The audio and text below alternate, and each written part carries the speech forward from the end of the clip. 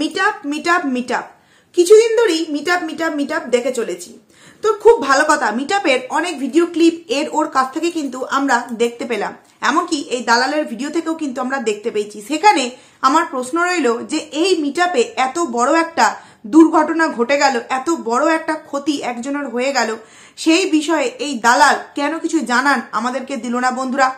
এই প্রশ্নের উত্তর কিন্তু এই দালালকে দিতেই হবে, যে সমস্ত কিছু তো আমাদের সামনে শেয়ার করা হলো, তার সমস্ত কিছু মানে যাওয়া থেকে আরম্ভ করে গিফট আনবক্সিং সমস্ত কিছু আমাদের সামনে কিন্তু শেয়ার করা হলো। তাহলে কেন যেই মানুষটার এত বড় ক্ষতি হয়ে গেল সেই মানুষটাকে নিয়ে কোনো কথা কেন সে ভিডিওর মধ্যে বললো না? এই প্রশ্নর কিন্তু উত্তর এই দালালকে দিতেই হবে। তোমরা ভাবছো না বন্ধুরা যে কার ক্ষতি হলো, কি ক্ষতি হলো? তো পুরো ভিডিওটা দেখো, আশা করছি তোমাদেরকে পুরোটা ক্লিয়ার করে বলতে পারবো। তো হ্যালো গাইজ বন্ধুরা, তোমরা কেমন আছো? আশা করছি খুব ভালো আছো, আমি খুব ভালো আছি। #পায়েল পরিবারে নতুন একটা ভিডিওয় তোমাদেরকে অনেক অনেক স্বাগত জানাচ্ছি। প্রথমত একটা কথা বলতে চাই, আজকে দালালের কমেন্ট সেকশনের কমেন্টসগুলো সত্যিই আজকে দেখার মতো, এবং দেখলে কিন্তু চোখটা জাস্ট একদম জুড়িয়ে যাবে। কালকে একটা প্রবাদ বাক্য বলেছিলাম না, যে এক পৌষেই কিন্তু শীত চলে যায় না, বারংবার মানে প্রতি বছরই কিন্তু ওই পৌষ মাসটা আসে এবং প্রত্যেকেই ফিল করে যে অ্যাকচুয়ালি শীত জিনিসটা কি হয়। তো সেই রকমই হয়েছে এই দালালের ক্ষেত্রেও। দালাল এবং রিনা এরা হচ্ছে এক গোয়ালের গরু, বলতে বাধ্য হচ্ছি। এই গরু কথাটা, এই স্ল্যাংটা ইউজ করতে বাধ্য হলাম, কারণ কি এগুলো প্রবাদ বাক্য, বুঝিয়ে বলার জন্য বললাম। সেখানে রিনাও কালকে তার ভিডিওতে কি সুন্দর মা বাবার দায়িত্ব নিয়ে কথা বললো, অপরদিকে শ্বশুর শাশুড়ির দায়িত্ব পালন করতে গেলেই সন্দীপ হয়ে যাচ্ছে খারাপ, সন্দীপদা হয়ে যাচ্ছে তার বাবা মার দায়িত্ব পালন করতে গেলে খারাপ, অথচ ওই দায়িত্ব রিনা তার বাবা মার জন্য পালন করতে গেলে সে অনেক বড় একজন মনের মেয়ে হয়ে যায়। কতটা পার্থক্য দেখো একবার। সেইখানে এই দালালি কিছুদিন আগে সন্দীপদার গিফট দেওয়া নিয়ে মানে নেওয়া নিয়ে, কিষানুর গিফট নিয়ে, সীমাদির গিফট নিয়ে কতই না কিছু বলেছিল বন্ধুরা। প্রতিটা প্রশ্নের উত্তর কিন্তু এই দালালকে আজকে মাথা পেতে নিতে হবে এবং হজম সেগুলোকে করতে হবে, কারণ তারই করা প্রশ্ন রিপিটে তাকিয়ে আমরা এখন ঘুরিয়ে দিচ্ছি, কারণ সে সুযোগ দিয়েছে তবেই আমরা সেই বিষয়গুলো নিয়ে তার দিকে তীর দিতে পারছি। একদম একটা সোজা সাপটা বিষয়। প্রথমত একটা কমেন্টস না পড়লেই নয়, যে লোকে দিলে ভিক্ষা আর নিজে নিলে সেটা গিফট, মানে লোকে যেটা নেয় সেটা নাকি ভিক্ষা নিচ্ছে। লোকে বলতে এখানে সন্দীপদার কথাই বলা হয়েছে, যে সন্দীপদার যে গিফটগুলো কিষানুর জন্মদিন উপলক্ষে নিয়েছে, যে দিদিভাইরা ভালোবেসে দূর দূরান্ত থেকে পাঠিয়েছে, সেগুলো নাকি হচ্ছে ভিক্ষা, সেগুলো ভিক্ষার দান। আর যেগুলো দালাল আজকে তার মিটআপে গিয়ে পেয়েছে সেগুলো নাকি হচ্ছে গিফট। কি সুন্দর না একটা মানে শিক্ষিত, আবার অনেকেই শিক্ষিত কথাটা বললে অনেকেই রাগ করো না, দেখো রাগ করার কিছু নেই, কারণ ও তো নিজেই গর্ব করে বড়াই করে বলে না যে আমি বিএড পাশ করা একজন মেয়ে। যাই হোক, সেখানে বলছি যে একজন শিক্ষিত মেয়ের মধ্যে এই ধরনের চিন্তাভাবনা আসে কি করে, যে আমি নিলে সেটা গিফট, অথচ এই একই জিনিস যখন অপর কেউ নিচ্ছে তখন সেটা ভিক্ষার দান হয়ে যাচ্ছে। এবং সেই ভিক্ষার দানগুলো যারা যারা দিয়েছে তাদেরকে নিয়েও কত রকম ছোট বড় কথা কিন্তু এই দালাল তার ভিডিওতে বলে গেছে। এমনকি বাংলাদেশ নিয়েও কিন্তু অনেক কথা বলেছে, কারণ একটা রাগ তো তার আছেই, যেহেতু আরো সবাই বাংলাদেশের। দ্বিতীয়ত খাটটা যে মানে পালঙ্কটা যে পাঠিয়েছিল সন্দীপদাকে কিষানুর জন্য, সেটাও কিন্তু বাংলাদেশেরই কোনো এক দিদিভাই পাঠিয়েছে। সেই কারণে এই দালাল কিন্তু বাংলাদেশ নিয়েও অনেক ছোট বড় কথা বলেছিল, যে আমাদের এখানকার মধ্যে নাকি কোনো ভালোবাসার মানুষ নেই, যত ভালোবাসার গিফট নাকি ওই বাংলাদেশ থেকেই পাঠানো হয়। সেখানে তোর মিটআপে তুই বললি যে জলপাইগুড়ি মনে হয় বললো, সেখান থেকেও নাকি দুটো মানুষ দেখা করতে এসছে। দেখা একবার একটা কথা ভেবে দেখ, তোর সাথে অনেকটা দূরত্ব থেকে কেউ দেখা করতে এলে সেটা নাকি ভালোবাসার টানে, সেটা নাকি স্নেহের টানে, সেটা নাকি তোর উপর বিশ্বাস ভরসা সমস্ত কিছুর জন্য। অথচ বাংলাদেশ থেকে কোনো মানুষ যদি সন্দীপদার সাথে মিটআপ করতে আসে বা তার বাড়িতে কিষানুকে আশীর্বাদ করতে আসে, তাহলে সেগুলো হয়ে যায় নাকি তার মেয়ের সাথে সন্দীপদার সম্পর্ক, তার মানে যদি কোনো ইয়ং মেয়ে আছে তার সাথে সন্দীপদার সম্পর্ক, কোনো যদি বয়স্ক কাকিমা জেঠিমা আছে তার বৌমার সাথে বা বউয়ের সাথে সন্দীপদার সম্পর্ক, এইগুলো জড়িয়ে দিস। তাহলে তো এখানেও আমরা বলতে পারি যে জলপাইগুড়ি থেকে যারা এসেছিল তাদের হাজবেন্ডের সাথে নিশ্চয়ই সম্পর্ক তৈরি করবি, তাই অত দূর থেকে তোর সাথে দেখা করতে এসেছিল। দেখো ওই যে একটা কথা বললাম যে ভিডিওতে খারাপ কথা বলি না, কিন্তু এই কথাগুলো আজকে এই দালালকে মাথা পেতে হজম করতেই হবে। কারণ মনে আছে কিছুদিন আগে একটা বয়স্ক মাসিমা এসেছিলেন, অনেক দূর থেকেই এসেছিলেন, এসেই চলে গিয়েছিলেন। তো তাকে নিয়ে পর্যন্ত বলা হয়েছিল তার সাথে যে মানে নাতনিটা নাকি এসেছিল তার সাথে নাকি সন্দীপদার বিয়ে দেওয়া হবে। এমনি এমনি কি কেউ অত দূর থেকে দেখা করতে আসে? কিছু নিশ্চয় রিজন আছে। এমনকি এই বিছানাটা মানে পালঙ্কটা যেদিন আসলো সন্দীপদার বাড়িতে বাংলাদেশ থেকে, যে দিদিভাই পাঠালো, সেখানে পর্যন্ত বলে দেওয়া হলো যে সীমাদিভাই নাকি তার নাম করে বিছানাটা দিয়ে দিল। কিছুদিন পর এই বালিশ, লেপ, কাঁথা এগুলো যে ইয়ার্কি মেরে সীমাদিদিভাই বলেছিল সেগুলোও দিয়ে দেবে। কোনো সময় সীমা দিদিভাইয়ের সাথে জড়িয়ে দিচ্ছে, কোনো সময় আবার তার মেয়ের সাথে জড়িয়ে দিচ্ছে, কখনো আবার কোনো ভিউয়ার্সের সাথে জড়িয়ে দিচ্ছে, কখনো আবার ভিউয়ার্স যদি বয়স্ক হয় তার মেয়ের সাথে জড়িয়ে দিচ্ছে। অথচ নিজের বেলায় দূর দূরান্ত থেকে যদি কোনো মানুষ দেখা করতে আসে সেটা কিন্তু শুধুমাত্র ভালোবাসার টানে, আর অপরপক্ষের দিকে নোংরামো ছুড়ে দেওয়া হচ্ছে, মানে জেনে বুঝে নোংরামো করছে। তাকে কিনা কত কত ভিউয়ার্স সাপোর্ট করছে। কোথায় গেল এখন সেই সমস্ত সাপোর্টাররা যারা কিনা এই দালালের এই বলা কথাগুলোতে সাপোর্ট করেছিল, কমেন্টের পর কমেন্ট তাকে করে গিয়েছিল? কই আজকে তারা তো একটা কমেন্টও সেখানে করতে দেখলাম না যে তুমি আজকে গিফট পেয়ে এত খুশি, একদম জিভ যাকে বলে লক লক করছে, চোখ একবারে যাকে বলে মানে কি বলবো আনন্দে উৎফুল্ল হয়ে উঠেছে চোখ মুখ, যে এত গিফট সে হয়তো কোনো দিনও পায়নি। সেখানে অপর যখন গিফট পেয়েছিল তখন সেটা ভিক্ষার দান বলে মনে হয়েছিল, মানে দূর দূরান্ত থেকে তারা ভিক্ষা দিয়েছিল, তাদের সেটা ভিক্ষা, তোর সেটা গিফট। বাহ, তোর সত্যি তোর কন্ট্রোভার্সির জবাব সত্যি মানে জবাব মেলা বড় মুশকিল, তোর কন্ট্রোভার্সির জবাব মেলা সত্যিই বড় মুশকিল। এবার আসছি আরো একটা কথায়। এই দালাল আজকে গিফট পেয়ে কতই না খুশি হলো। দেখো একবার ভেবেচিন্তে কথাগুলো বন্ধুরা। এই দালালের জন্য মিষ্টি পাঠিয়েছে মালাই চমচম, দালালের বোনের মেয়ের জন্য একটা সুন্দর ফ্রক পাঠিয়েছে, যেটা দেখে সত্যিই খুব খুশি লাগলো যে ভিউয়ার্সরা সত্যি এতটা গুরুত্ব দিয়ে ভিডিওগুলো দেখে, যে ওর সাথে শুধু ওকে দিলেই হবে না, ওর মানে একটা যে ছোট্ট পুচকি এসছে, যে নিজে কিনা একদিন সেই হসপিটাল থেকে বাড়ি পৌঁছে দিয়ে তারপর আর তাকে দেখতেও যায়নি, আর নতুন কিছু কিনেও দেয়নি, সেরকম কোনো ডেলি ব্লগে আমরা ইনফরমেশন পাইও নি। সেখানে এতটাই সুন্দরভাবে ভিডিও তার দেখে যে তার বোনের যে ছোট্ট একটা মেয়ে তার জন্য একটা গিফট পাঠাতে হবে, বা তার যে একটা পোষ্য আছে তার জন্য যে কোনো খাবার জিনিস বা কোনো খেলনা পাঠাতে হবে, এই দিকে কিন্তু মানে ভিউয়ার্সরা খুব ভালোভাবে লক্ষ্য দিয়েছে।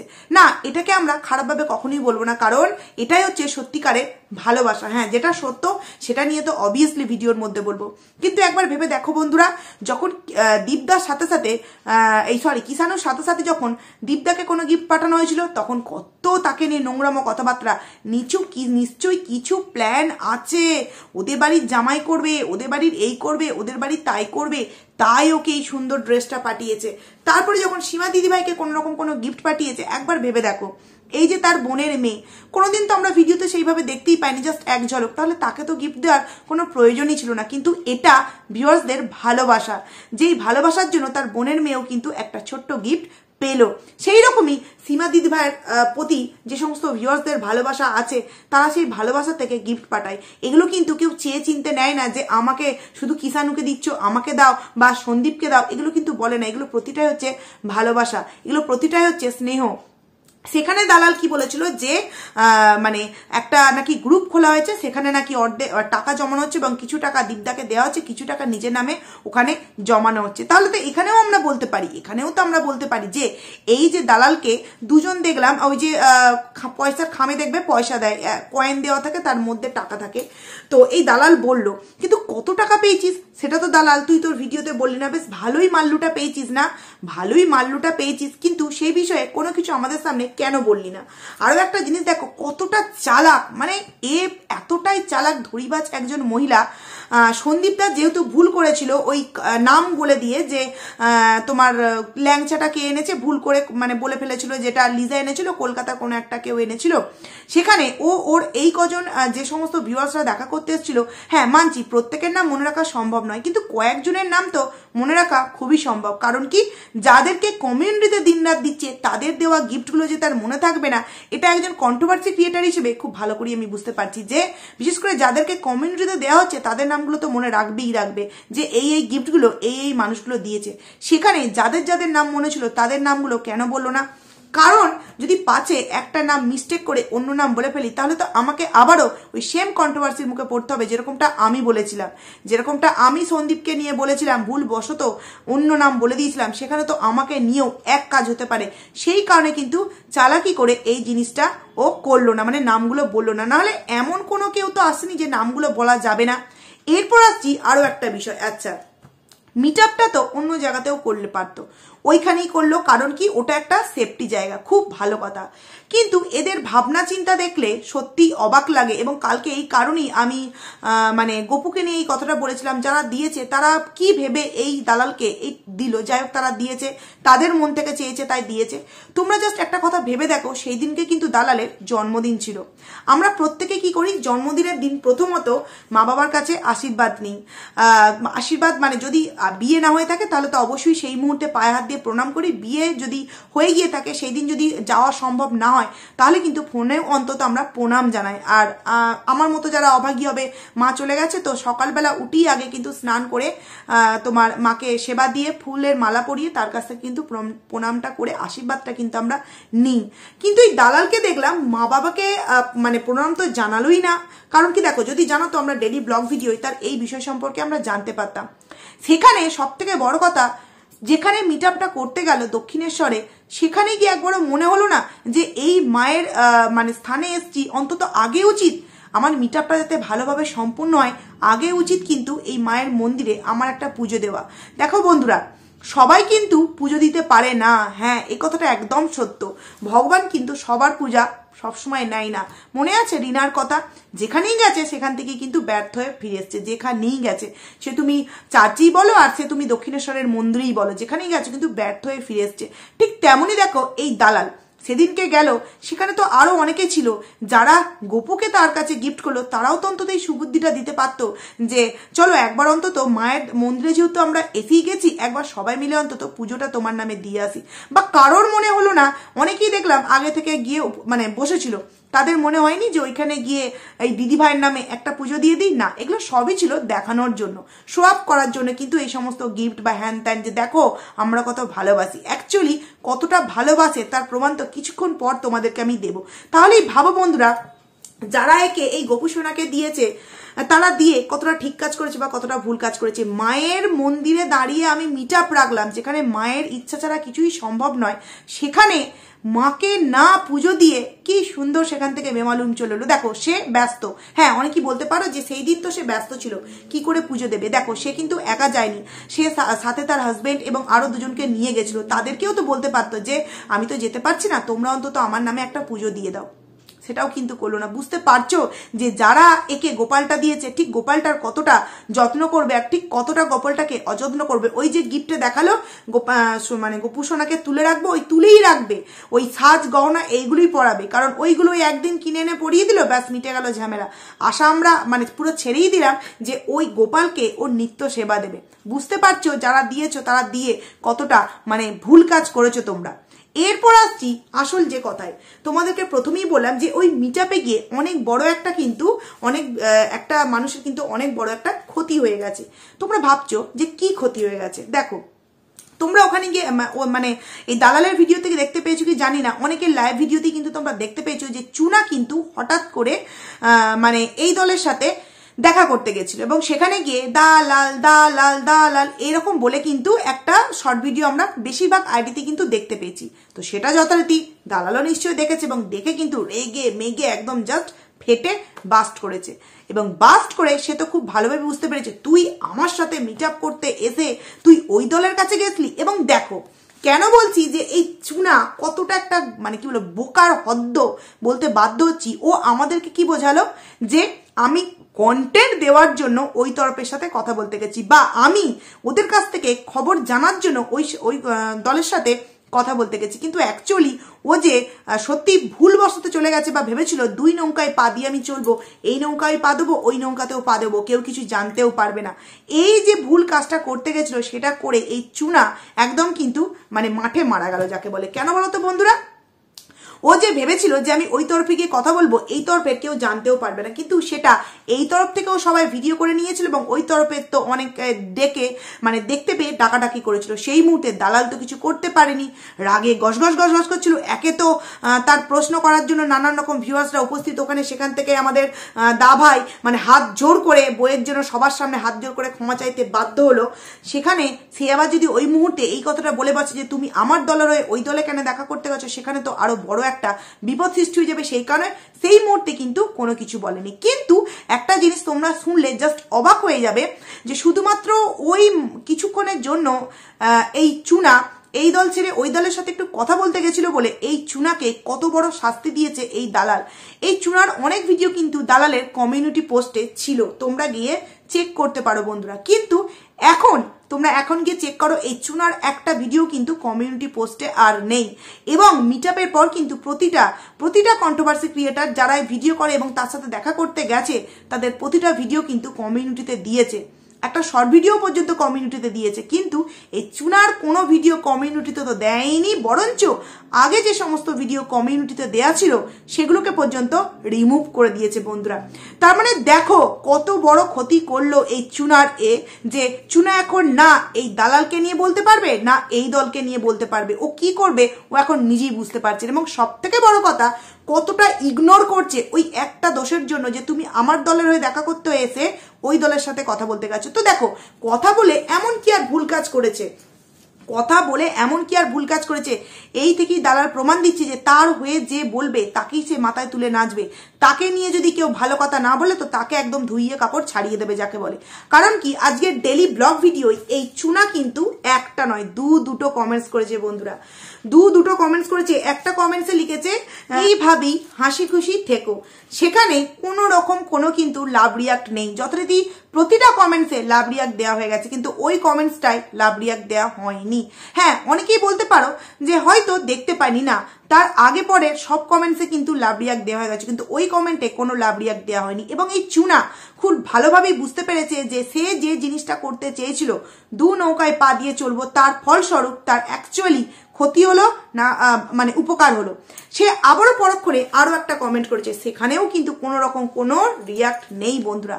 তাহলে ভাবো এই দালাল কত বড় মানে এই চুনার ক্ষতি করলো, কিন্তু সেটা সম্পর্কে আমাদের ভিডিওতে একবারও কিন্তু কিছুই জানালো না, সেই সম্পর্কে কোনো কিছুই জানালো না। যা কিছু হলো সমস্ত কিছু কিন্তু লুকিয়ে গেল বন্ধুরা। কি তার দোষ একটাই ছিল, সে দালালের হয়ে মিটআপে গিয়ে অন্য দলের সাথে একটা বার কথা বলতে এসেছিল, যার জন্য তাকে কোনো রকম ভাবে কমিউনিটিতে তো দেয়া হলোই না, এমনকি কমিউনিটিতে থাকা তার ভিডিওকে ডিলিট করা হলো এবং তার কমেন্টসে সামান্য রিয়াক্ট মানে লাভ রিয়াক্ট দেওয়াটাও প্রয়োজন বলে মনে করলো না। ভাবো একবার বন্ধুরা কত বড় ক্ষতি করলো এই চুনার। এইবার এই চুনা তুই কি করবি একবার ভেবে দেখ, এবং তুই ভাব একবার যে তুই এতদিন ওকে আপিয়ে চলতিস বলে তোকে কমিউনিটিতে দিত বা এত ভালো ভালো কথা হতো মানে বলতো, তুই জাস্ট একটা ভুল করেছিস, ওই দলে একবার গেছিস, মানুষ মাত্রই যেতেই পারে। কারণ কি দেখো, আমরা কন্ট্রোভার্সি ক্রিয়েটার হিসেবে একে অপরের এইভাবে মানে কি বলো বিপরীতে ভিডিও করি, কিন্তু আমরা যদি পার্সোনাল ভাবে দেখি কেউ তো কারোর আমরা শত্রু নই।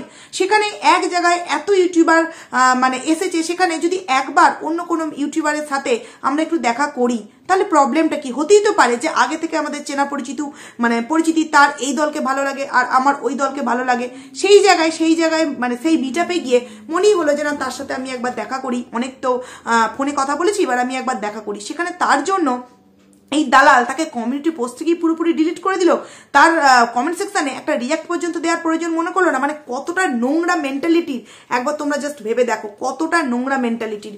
এবং এই ভিডিওতে আরো একটা কথা খুব বলতে ইচ্ছা করছে, যখন মন্দিরা মিটআপে গিয়েছিল বা প্রিয়া এরা যখন মিটআপে গিয়েছিল, বিশেষ করে মন্দিরা বলেছিল যে গিফট কোনো কিছু যেন না নিয়ে আসে, কেউ যাতে না ভিডিও করে, তাহলেই বুঝবো কতটা তোকে ভালোবাসে। তাহলে তুই যে আজকে এই যে গবু যখন তোর কোলে দিয়েছিল, তোর যে চোখে জল বেরিয়ে গেছিল, তুই কেন চোখ দিয়ে জল বেরিয়ে করে ফেললি?